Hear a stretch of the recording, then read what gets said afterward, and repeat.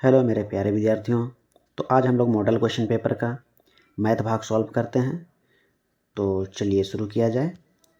तो यहाँ पर देखेंगे क्वेश्चन नंबर फर्स्ट क्या है, 5 का गुणात्मक प्रतिलोम क्या होगा। तो सबसे पहले याद रखेंगे आप लोग कि गुणात्मक प्रतिलोम या फिर व्युत्क्रम, इसका मतलब होता है उल्टा। जैसे कि यहाँ पर देखा जाए क्वेश्चन क्या है 5, तो इतना पता होना चाहिए कि कोई भी संख्या के नीचे एक छुपा हुआ रहता है। अब इसका उल्टा किया जाए तो क्या हो जाएगा 1/5। तो इस तरह से देख सकते हैं कि 5 का गुणात्मक प्रतिलोम हम लोग का क्या हो जाएगा, ऑप्शन नंबर डी, कैनेटे 5। चलिए तो क्वेश्चन नंबर सेकंड देखते हैं। क्वेश्चन नंबर सेकंड क्या बोला है, गुणनफल 1 प्राप्त करने के लिए 7/23 को किससे गुना करना होगा। तो 7/23 को हम लोग किससे गुना करेंगे कि 1 मिलेगा। तो सिंपल सा है, इसको हम लोग को क्या से गुना करना पड़ेगा, इसका जस्ट उल्टा 23/7 से। 23 एका 23 हो जाएगा, 23 7 एका 7, 7 एका 7। इस तरह से ऊपर का ऊपर से गुना करेंगे, 1 एका 1 हो जाएगा और एक नीचे में 1 एका 1। तो 1/1 कहने का मतलब क्या हो जाएगा 1। तो देख सकते हैं 7/23 को हम लोग किससे गुना किए, 23/7 से। तो हम लोग को फाइनल क्या मिला 1। तो इस तरह से इसका सही ऑप्शन क्या हो जाएगा 23/7। चलिए तो क्वेश्चन नंबर थर्ड शुरू करते हैं।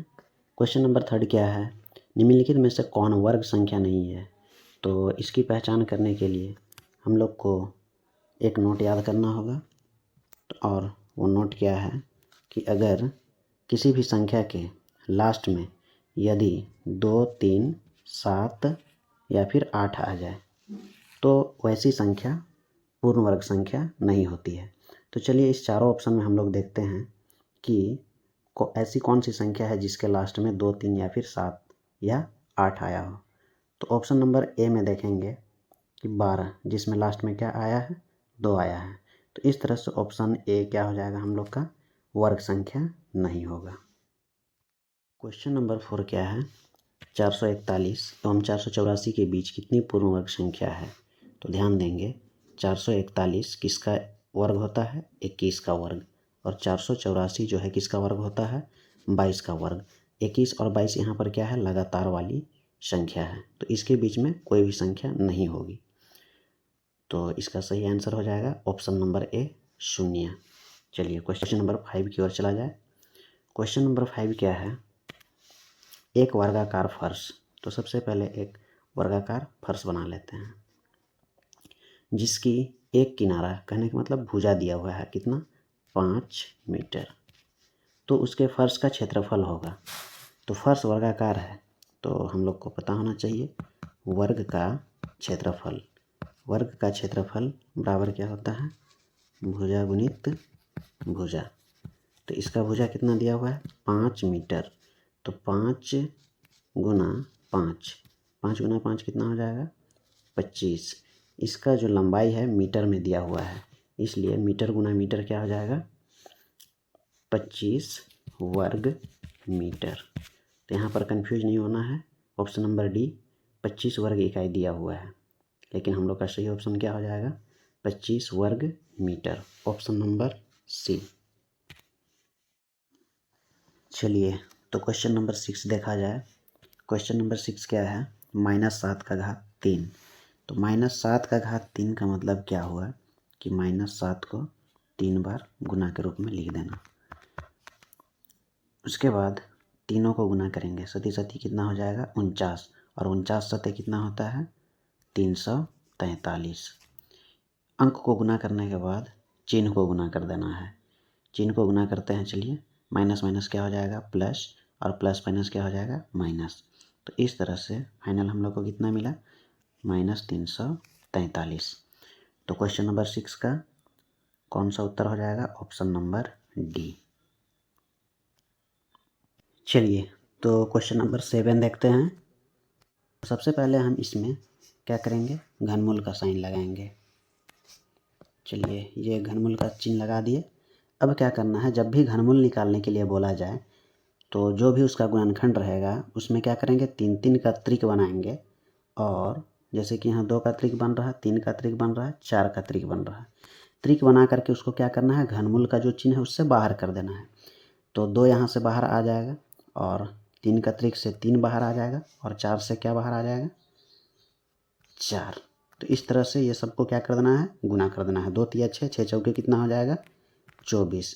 तो देख सकते हैं ऑप्शन नंबर डी हमारा सही आंसर हो जाएगा। चलिए नेक्स्ट क्वेश्चन चलते हैं, क्वेश्चन नंबर 8। क्वेश्चन नंबर 8 क्या बोला है, एक पूर्णांक एक आघात m के लिए m कहलाता है। तो एक चीज़ ध्यान देंगे, कभी भी अगर मान लीजिए कि एग्जाम्पल देखा जाए 3 और ऊपर में से 4 लिखा हुआ रहे, तो ऊपर वाला जो रहता है उसको बोला जाता है घात या फिर घातांक, और जो नीचे में रहता है उसको बोला जाता है आधार। तो यहाँ पर हमारा 4 क्या है, घात है, और 3 क्या है, आधार है। ऊपर वाला को घात या फिर घातांक बोल सकते हैं। तो अब यहाँ पर बोला है एक आघात में m लिखा हुआ है, के लिए m क्या कहलाता है। तो अभी बताएं, जो ऊपर में रहता है उसको या तो घात बोल सकते हैं या फिर घातांक बोल सकते हैं। तो हमारा सही आंसर क्या हो जाएगा, ऑप्शन नंबर डी, घातांक। क्वेश्चन नंबर 9 क्या है, 2/3 का गुणन व्युत्क्रम है।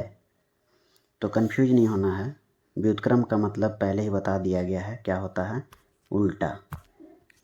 तो अगर 2/3 को उल्टा किया जाए तो क्या हो जाएगा, 3/2। 3/2 हमारा ऑप्शन नंबर सी में है। तो हमारा सही आंसर क्या हो जाएगा, ऑप्शन सी, 3/2। चलिए नेक्स्ट क्वेश्चन की ओर चला जाए। क्वेश्चन नंबर 10 क्या है, एक आघात m गुना b का घात m के बराबर होगा।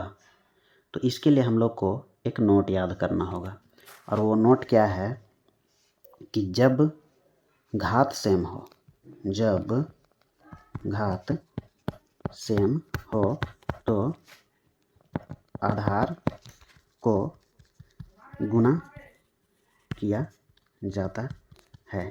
तो इस नोट को याद कर लेना है कि जब घात सेम हो तो आधार को क्या किया जाता है, गुना किया जाता है। तो आधार में हमारा क्या है, ए बी। तो ए और बी को गुना करेंगे तो क्या हो जाएगा, ए बी, और घात में क्या है, एम। तो इस तरह से हमारा फाइनल आंसर क्या हो जाएगा, ए बी का घात एम। तो ये जो ए बी का घात एम है ऑप्शन नंबर डी में है। ऑप्शन नंबर डी क्या है, ए बी का घात एम।